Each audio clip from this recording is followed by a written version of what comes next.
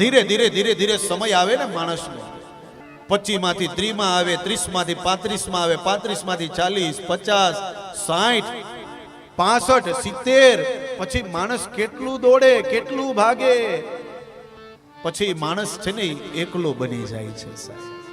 તમે જુઓ, જ્યારે આ સંસારમાં વ્યક્તિ આવે ત્યારે પણ એકલો હોય અને જ્યારે જાય ત્યારે પણ એકલો હોય છે.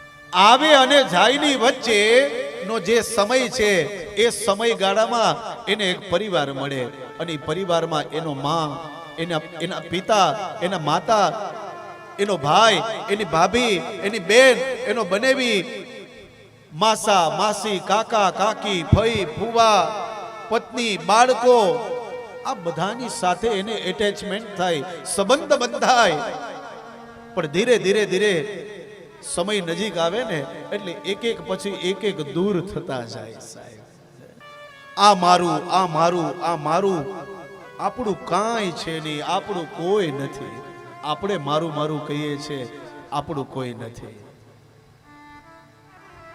પૈસો હોય તો બધાય આપણા છે, આપણું નામ હોય તો બધાય આપણા છે.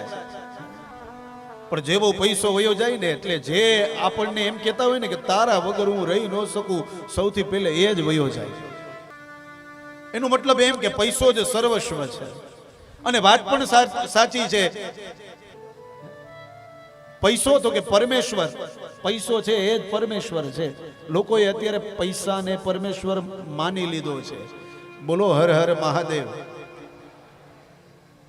ગુરુ કોને માને તો કે પત્ની છે એ આપણી ગુરુ છે. વાત એ સાચી.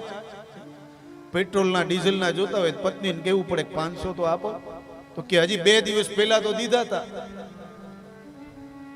પછી ઘરવાળો બિચારો કે પેટ્રોલ પુરાવવું છે, એ તો કઈ પી ન જાવ, એ તો ગાડીમાં પેટ્રોલ પુરાવાનું હોય.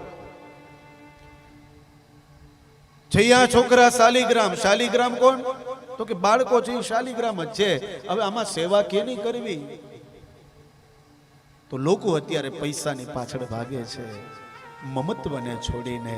આપણાથી કોઈ સારું મળે ને એટલે આપણને છોડી દે સાહેબ. આ સંસારનો નિયમ છે. અરે વ્યક્તિની શું વાત કરવી, જ્યારે સમય આવશે ને ત્યારે અંદર રહેલો જે પ્રાણ છે ને એ પણ મને ને તમને છોડી દેશે કે ભાઈ હવે તારો સમય આવી ગયો, હવે તું જા, હવે બીજાને આવવા દે.